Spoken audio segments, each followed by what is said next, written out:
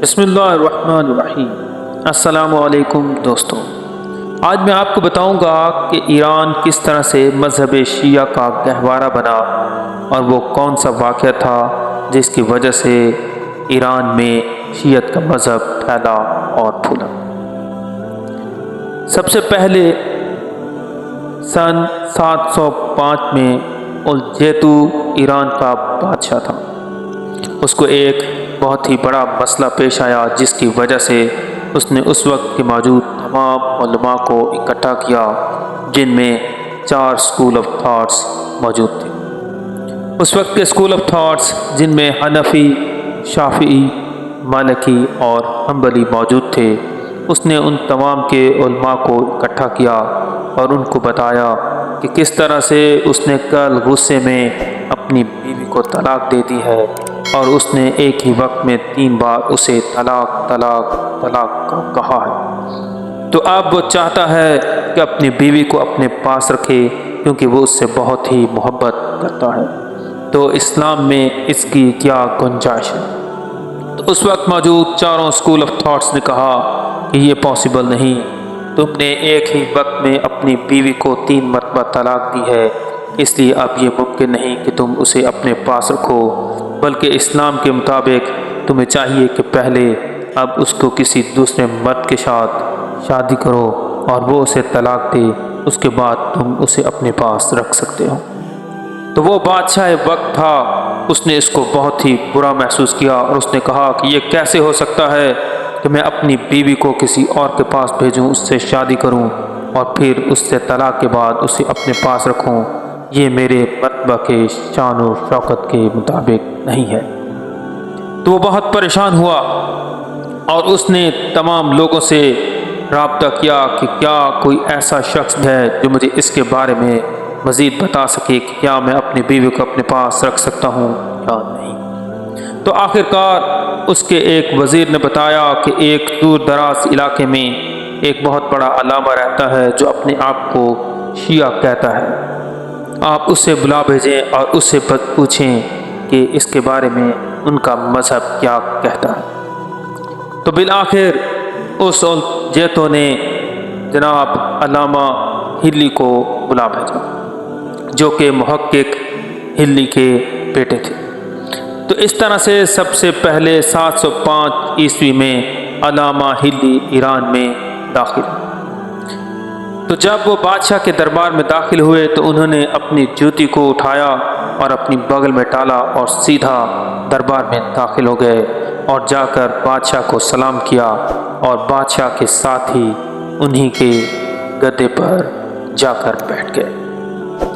تو تمام لوگ وہاں پر دربار میں موجود تھے حیران ہوئے۔ تو بادشاہ نے پوچھا کہ یہ کیا بات ہے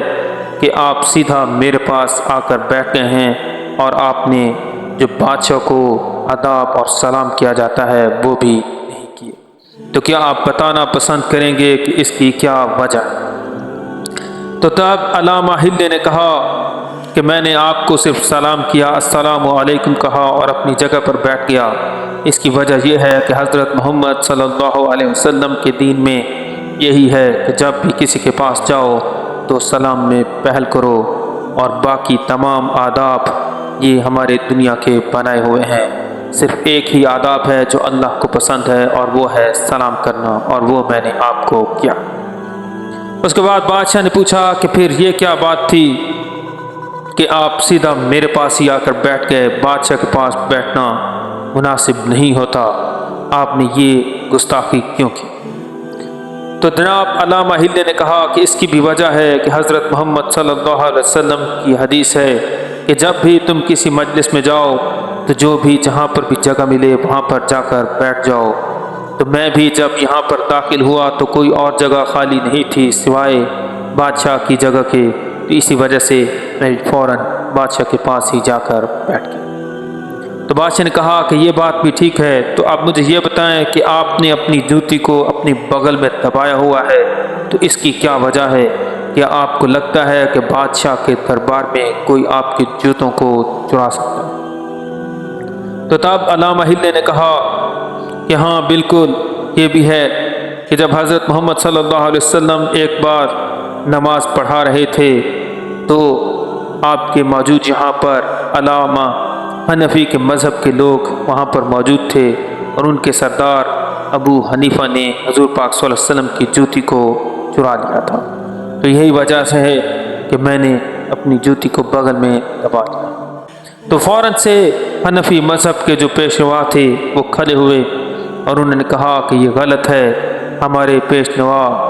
ابو حنیفہ تو حضرت محمد صلی اللہ علیہ وسلم کے دور میں موجود ہی نہیں تھے اور وہ پیدا بھی نہیں ہوئے تھے، یہ شخص جھوٹ بولتا ہے۔ تو جیسے ہی اس نے یہ انکار کیا تو علامہ ہندی نے کہا کہ ہو سکتا ہے میں بھول رہا ہوں، وہ شافعی تھے،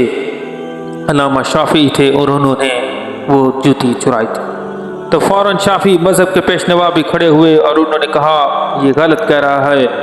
ہمارے امام شافعی تو اس وقت پیدا بھی نہیں ہوئے تھے۔ تو بالکل اسی طرح سے انہوں نے کہا کہ میں بھول گیا، اور کہا کہ امام مالک تھے،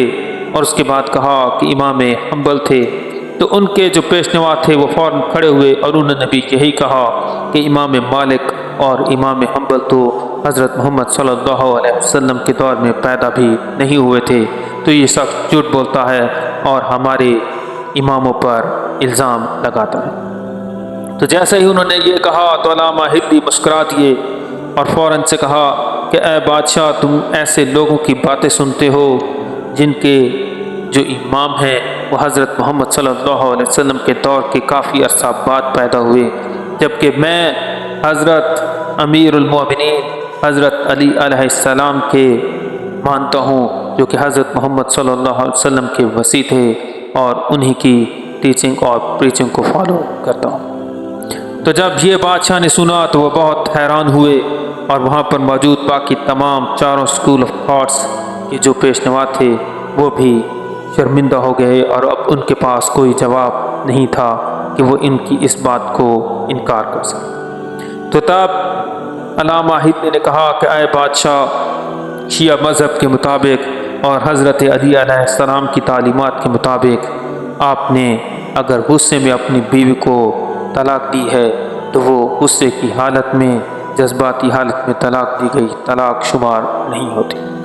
اور اس کے ساتھ ہی اگر آپ نے ایک ہی مجلس میں 3 بار طلاق طلاق طلاق کہا ہے تو تعلیمات شیعہ کے مطابق وہ ایک بار ہی طلاق شمار ہوگی اور اس کو 3 طلاق شمار نہیں کیا جا سکتا۔ تو اس طرح سے اب آپ کو حق حاصل ہے کہ اب آپ واپس اپنی بیوی کے ساتھ رجوع کر سکتے ہیں، اور طلاق ہرگز واقع ہی نہیں ہوئی۔ تو جیسے ہی اس بادشاہ نے یہ سنا تو وہ فوراً شیعہ ہو گیا، اور اس نے علامہ ہندی کو وہیں ایران میں ہی رہنے کے لیے جگہ دے دی۔ اس کے بعد علامہ ہندی جتنا بھی وقت وہاں پر رہے انہوں نے شیعت کی پریچنگ کرتے رہے، جس کی وجہ سے پورے ایران میں مذہب شیعہ پھیلتا چلا گیا۔ یہی وجہ تھی کہ اس وقت کے بادشاہ اجیتو نے بھی اپنا نام تبدیل کر دیا، اور اپنا نام تبدیل کر کے محمد خدا بندہ رکھا، جس کے معنی ہے محمد دا سرونٹ آف گاڈ۔ میری اس طرح کی نئی ویڈیوز دیکھنے کے لیے میرے چینل کو سبسکرائب کر دیں، اور میری اس ویڈیو کو لائک اور شیئر کرنا ہرگز نہ بھولیں، اور مجھے کامنٹس میں ضرور بتائیں کہ آپ کو میری یہ ویڈیو کیسی لگی۔ وعلیکم السلام ورحمۃ اللہ وبرکاتہ۔